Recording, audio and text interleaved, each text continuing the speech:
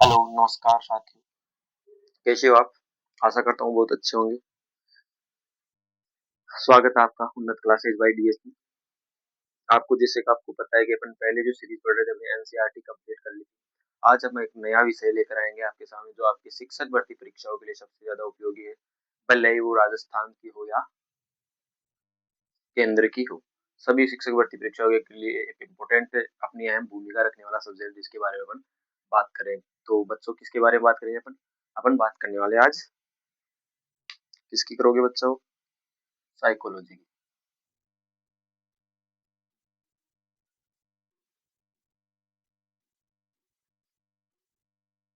किसकी बात करोगे बच्चों? साइकोलॉजी। दोस्तों साइकोलॉजी की शुरुआत कब से होती है, कहाँ से होती है, कैसे ये शब्द का इसका अर्थ आता है, इस सब चीजों के बारे में अपन बात करने वाले हैं। तो इसके लिए अपन इसका जो शुरुआती है, जो शुरुआत है वो कहाँ से मानी जाती है? इसकी शुरुआत जो मानी जाती है वो आपकी चौथी शताब्दी या 400 ईसा पूर्व मानी जाती है। चौथी शताब्दी ईसा पूर्व या 400 ईसा पूर्व मानी जाती है। इसकी जो सबसे पहले जो उत्पत्ति है जिसके इसके बारे में जो सबसे पहले जो अपना जो उदाहरण मिलती है वो 14वीं शताब्दी ईसा पूर्व मिलती है। 400 ईसा पूर्व कब मिलती है दोस्तों? 400 ईसा पूर्व। लेकिन उस समय क्या था कि इसको एक अलग विषय न होकर एक सम्मिलित विषय के रूप में पढ़ा जाता था। इसको एक आपका एक विषय चलता है दर्शन शास्त्र जिसे कहते हैं फिलोसॉफी। फिलोसॉफी के अंतर्गत ही पढ़ा जाता है। मनोदर्शन की एक शाखा थी उसके अंतर्गत इसको पढ़ा जाता है। तो दर्शन शास्त्र कहाँ से किस में पढ़ा जाता है इसको? दर्शन शास्त्र। दोस्तों मनोविज्ञान को सबसे पहले किस में पढ़ा जाता था? चौथी शताब्दी ईस्वी में दर्शन शास्त्र में। तो इस कारण जो दर्शन शास्त्र को मनोविज्ञान की क्या कहते हैं? जननी। तो दोस्तों दर्शन शास्त्र मनोविज्ञान की जननी कौन है? दर्शन शास्त्र। उसके बाद इस पर अलग अलग तरीके से प्रयोग होते हैं, अलग अलग विचार दिए जाते हैं, अलग अलग मनोवैज्ञानिक अलग अलग दर्शन शास्त्री आते हैं और वो अपने अपने विचार या अपने मत प्रदान करते हैं। तो सबसे पहले जो एक मनोवैज्ञानिक आते हैं वो आते हैं आपके सुकरात। कौन आते हैं? सुकरात। सुकरात ने चौथी शताब्दी ईसा पूर्व सबसे पहले दर्शन शास्त्र विषय में मनोविज्ञान की अवधारणा यानी कि साइकोलॉजी की अवधारणा के बारे में बात की। तो साइकोलॉजी का अर्थ माना जाता है बेसिकली आत्मा से। तो सुकरात ने सबसे पहले किस पे अध्ययन पर बल दिया? सबसे पहले सुकरात ने किस पे किया? व्यक्ति के मन पर यानी कि मानस यानी व्यक्ति के मन पर अध्ययन करने का बल दिया और साथ में उन्होंने कहा कि बच्चों किसके अध्ययन किया जाना चाहिए? आत्मा पे अध्ययन किया जाना चाहिए।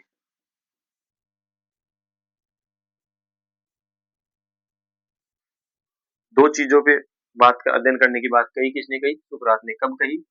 400 ईसा पूर्व या चौथी शताब्दी ईसा पूर्व। चौथी शताब्दी ईसा पूर्व बात करने की बात कही गई। उसके बाद इन्हीं के शिष्य आते हैं एक जिनका नाम है इन्हीं के शिष्य आते हैं जिनका नाम है प्लेटो।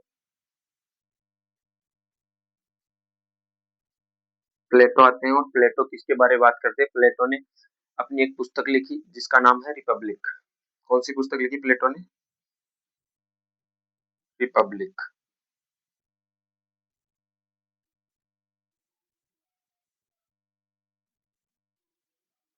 रिपब्लिक में प्लेटो ने क्या कहा? प्लेटो ने एक प्रकार से मनोविज्ञान में अपनी मनोविज्ञान के उदाहरण देते हुए प्लेटो ने मनोविज्ञान पर यानी कि मन पर अध्ययन करने का प्रयास किया। किसने? प्लेटो ने। प्लेटो ने सबसे पहले इसमें अध्ययन करते हुए बताया कि आत्मा कई प्रकार की होती है। क्या कहा इन्होंने? आत्मा के प्रकार बताए। यानी कि इनके अनुसार इनके पुस्तक में बताया गया कि आत्मा कई प्रकार की होती है जिसे अपन अलग अलग तरीके से समझ सकते हैं। जिसे कहते हैं अच्छी आत्मा होती है, बुरी आत्मा होती है, उचित आत्मा, अनुचित आत्मा। इस प्रकार से आत्मा के इन्होंने कई प्रकार बताए। उन्हीं के बाद आते हैं कि इन्हीं के शिष्य प्लेटो के शिष्य कौन आते हैं? अरस्तु। कौन आते हैं बच्चों? अरस्तु। अरस्तु आते हैं और अरस्तु का सबसे पहले जो अरस्तु ने जो कार्य किया वो अरस्तु ने कार्य किया कार्य किया उन्होंने आत्मा पर क्या किया? क्रमबद्ध तरीके से अध्ययन करने का प्रयास किया।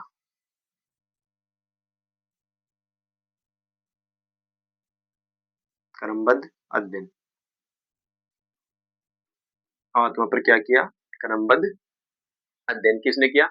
अरस्तु ने। इस कारण से अरस्तु को क्या कहा जाता है? मनोविज्ञान का जनक। क्या कहा जाता है? मनोविज्ञान का जनक। तो दोस्तों मनोविज्ञान की जननी कौन? जननी, जग जननी, मनोविज्ञान की जननी या माता कौन? दर्शन शास्त्र।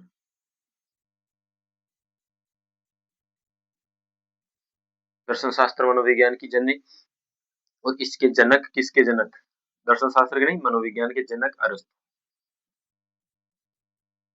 अरस्तु को क्या माना जाता है? मनोविज्ञान का जनक। लेकिन एक मनोवैज्ञानिक है जिनका नाम है कोल्सनिक।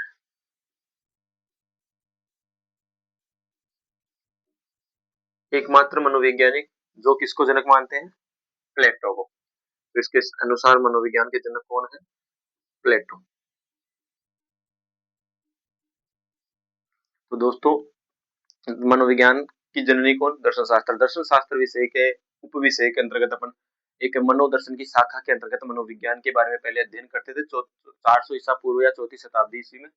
उसके बाद सबसे पहले जो सुकरात मनोविज्ञान दर्शन शास्त्री है उन्होंने मानस पर अध्ययन किया और आत्मा के अध्ययन पर बल दिया। उसके बाद आते हैं आपके प्लेटो। प्लेटो ने एक पुस्तक लिखी रिपब्लिक, और रिपब्लिक में उन्होंने कहा कि जो आत्मा है वो कई प्रकार की होती है, आत्मा के अलग अलग प्रकार होते हैं, इन्होंने ये बात बताई। और उसके बाद अगले मनोवैज्ञानिक आते हैं अरस्तु। अरस्तु ने कहा कि आत्मा के ऊपर जो क्रमबद्ध तरीके से, अरस्तु ने क्या किया? आत्मा पर क्रमबद्ध तरीके से अध्ययन किया। इस वजह से अरस्तु को जनक कहा जाता है। लेकिन एक मनोवैज्ञानिक, एकमात्र ऐसे मनोवैज्ञानिक जिसे अपन यूनिक मनोवैज्ञानिक कह सकते हैं, कौन? कोल्सनिक। कोल्सनिक कहते हैं कि मनोविज्ञान का जो जनक है वो प्लेटो, अरस्तु ना होकर कौन है? प्लेटो। ठीक है। इसी के साथ इसका अतीत तो आपका चौथी शताब्दी का है, लेकिन इसका इतिहास अपने को बहुत, इतिहास बहुत कम समय, यानी इसका इतिहास जो अपने को देखने को मिलेगा वो 16वीं शताब्दी से या 16वीं शताब्दी से देखने को मिलेगा।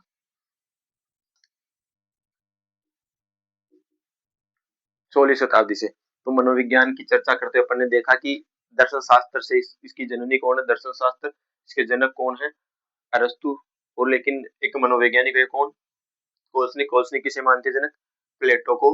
और इसका जो इतिहास जो अपने को देखने को मिलेगा वो कब का मिलता है? आपका 16वीं शताब्दी से। यानी कि मनोविज्ञान की जो अवधारणा है वो कब आ गई थी? आपकी चौथी शताब्दी में आ गई थी। लेकिन मनोविज्ञान पर क्रमबद्ध तरीके से लिखित जो साक्ष्य अपने को प्राप्त होते हैं वो ज्यादातर कब से होते हैं? 16वीं शताब्दी से। तो इस वजह से एक मनोवैज्ञानिक हुए कौन? एबिंगहास।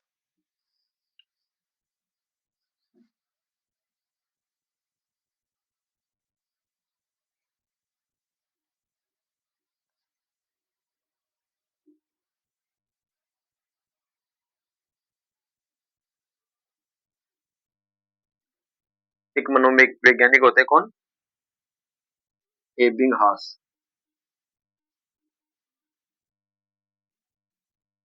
एबिंगहास ने मनोविज्ञान की जो अवधारणा थी, जो इसका अतीत कब से है? अतीत आपका चौथी शताब्दी ईसा पूर्व शताब्दी से। लेकिन इसका जो इतिहास है, इतिहास कब से देखने को मिलता है अपने को? 16वीं शताब्दी से। तो इसी मत को ध्यान में रखते एबिंगहास नामक एक मनोवैज्ञानिक है, उन्होंने कहा कि मनोविज्ञान का जो अतीत तो है वो बहुत पुराना है, लेकिन इतिहास बहुत ही छोटा है। यानी कि अतीत यानी कि शुरुआत तो कब से? चौथी शताब्दी से। लेकिन इसका जो अतीत है, यानी कि इसका जो इतिहास जो लिखित साक्ष्य मिलता है वो बहुत कम मिलते हैं। तो इसके लिए उन्होंने कहा कि मनोविज्ञान का जो है अतीत, मनोविज्ञान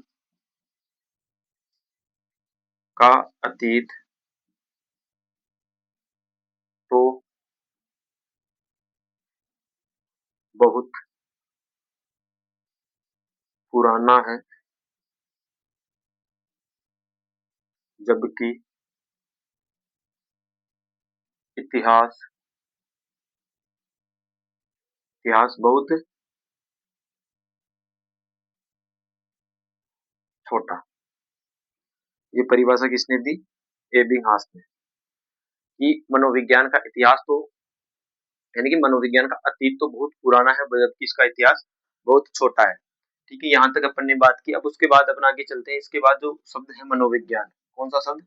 मनोविज्ञान। इसकी शुरुआत ये शब्द कहाँ से आया, कैसे आया, इसका क्या अर्थ है, तो इसके बारे में अपन आगे चर्चा करने वाले हैं।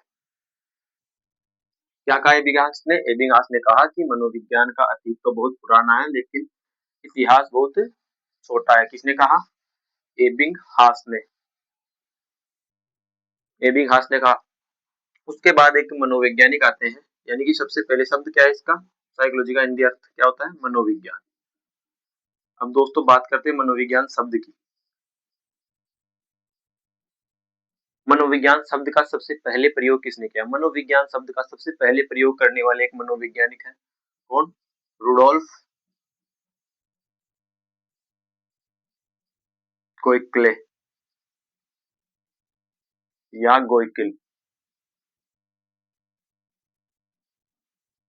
रुडोल्फ गोइक्ले या रुडोल्फ गोइकिल। कब किया? 1590। किसमें किया? बुक कौन सी? साइकोलॉजिया।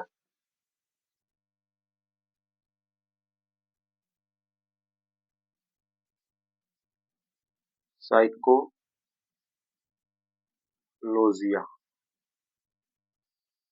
तो मनोविज्ञान शब्द का सर्वप्रथम प्रयोग किसने किया? मनोविज्ञान शब्द का सर्वप्रथम प्रयोग कब? 1590 में। किसने किया? रुडोल्फ गोइक्ले या रुडोल्फ गोइकिल ने। किसमें? अपनी पुस्तक कौन सी? साइकोलॉजिया, जो 1590 में इन्होंने लिखी थी। इसके बाद अपन बात करते हैं मनोविज्ञान शब्द के अर्थ की, यानी कि शब्द कहां से आया? शब्द आया रुडोल्फ गोइक्ले की पुस्तक साइकोलॉजिया से। अब इसकी बात करेंगे अपन इसके अर्थ की। आगे बात करते हैं मनोविज्ञान शब्द का अर्थ। मनोविज्ञान शब्द का अर्थ क्या है? बेसिकली जो मनोविज्ञान शब्द है वो अंग्रेजी भाषा के साइकोलॉजी शब्द से निर्मित है। तो जो साइकोलॉजी, जो अंग्रेजी भाषा का जो साइकोलॉजी शब्द है वो दो शब्दों से मिलकर बना है, जो कि लैटिन, ग्रीक या यूनानी भाषा के। कौन कौन से शब्दों से मिलकर? देखो इसको इस प्रकार से समझते हैं।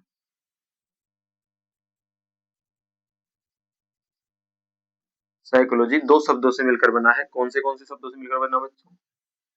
पहला साइकी, दूसरा लोगोस या LOGUS।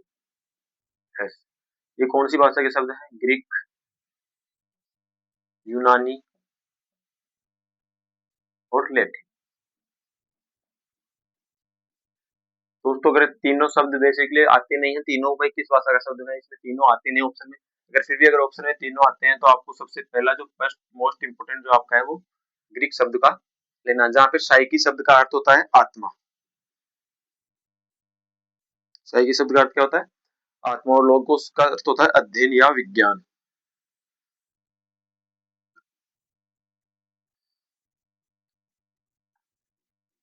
अध्ययन या विज्ञान, इसके बारे में बात करते हैं। इस हिसाब से मनोविज्ञान शब्द का अर्थ क्या हुआ? आत्मा का अध्ययन।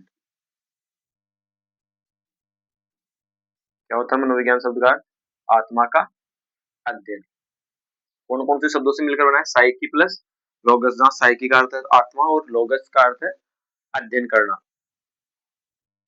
तो 16वीं शताब्दी में अपन बात करते हैं कि 16वीं शताब्दी से इतिहास मिलता है, तो ये 16वीं शताब्दी के अंदर इसको क्या कहा गया? आत्मा का अध्ययन। तो दोस्तों आज की क्लास में अपन ने देखा कि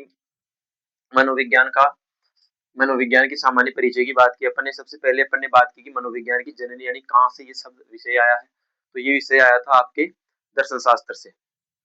दर्शन शास्त्र से विषय आता है, इसलिए दर्शन शास्त्र को मनोविज्ञान की क्या कहते हैं? जननी। उसके बाद आपका आता है कि मनोविज्ञान की दर्शन शास्त्र विषय से उत्पत्ति है, इसलिए इसको दर्शन शास्त्र का जनक कहते हैं। उसके बाद एक मनोवैज्ञानिक आते हैं सुकरात। सुकरात ने क्या किया? मानस या व्यक्ति के मन पर अध्ययन पर बल दिया तथा आत्मा के मन तथा आत्मा के अध्ययन पर बल दिया। उसके बाद एक मनोवैज्ञानिक आते हैं आपके प्लेटो। प्लेटो ने अपनी पुस्तक रिपब्लिक में आत्मा के कई प्रकार बताए। उसके बाद एक मनोवैज्ञानिक आते हैं आपके अरस्तु। अरस्तु ने आत्मा पर क्रमबद्ध अध्ययन करने का प्रयास किया, इसलिए वजह से इसको क्या कहते हैं? मनोविज्ञान का जनक। उसके बाद अपन ने बात की कि एक मनोवैज्ञानिक, यानी कि मनोविज्ञान का जनक कौन? अरस्तु। लेकिन एक मनोवैज्ञानिक ऐसे हुए हैं कोल्सनिक, जो अरस्तु को नाम मानते हुए मनोविज्ञान का जनक किसे मानते हैं? आपके किसे मानते हैं बच्चों? मनोविज्ञान का जनक किसको मानते हैं? प्लेटो को मानते हैं। उसके बाद इन्हीं इसकी जो ये जो अवधारणा थी, ये 4वीं शताब्दी से आ रहा है, 16वीं शताब्दी से इसका इतिहास मिलता है। इससे संबंधित एक परिभाषा किसने दी थी? एबिंगहास ने। किसने दी थी बच्चों? एबिंगहास। एबिंगहास ने क्या परिभाषा दी थी कि मनोविज्ञान का अतीत तो बहुत पुराना है बल्कि या जबकि लेकिन इतिहास बहुत छोटा है। उसके बाद बात करते हैं अपन मनोविज्ञान शब्द की। तो मनोविज्ञान शब्द का सबसे पहले प्रयोग करने वाले जो मनोवैज्ञानिक थे वो आपके रुडोल्फ गोएकले थे। इन्होंने 1590 में अपनी पुस्तक साइकोलॉजिया में कौन से शब्द का प्रयोग किया? मनोविज्ञान शब्द का प्रयोग किया। उसके बाद अपन ने बात की थी मनोविज्ञान शब्द का अर्थ। मनोविज्ञान शब्द जो हिंदी विषय का है वो अंग्रेजी, जिसे अंग्रेजी में साइकोलॉजी कहते हैं। तो अंग्रेजी विषय का जो साइकोलॉजी शब्द है वो दो शब्दों से मिलकर बना है, एक तो साइकी प्लस लोगस। जहाँ साइकी का अर्थ होता है आत्मा, लोगस का अर्थ होता है अध्ययन। इस वजह से मनोविज्ञान का अर्थ क्या हुआ? आत्मा का अध्ययन। ये अर्थ आपके 16वीं शताब्दी में प्रचलित था। तो आशा करता हूँ दोस्तों आपको आज की क्लास बहुत अच्छी लगी होगी। अगर आपको क्लास अच्छी लगी हो तो लाइक, शेयर और कमेंट करें और शेयर करना ना भूलें। धन्यवाद।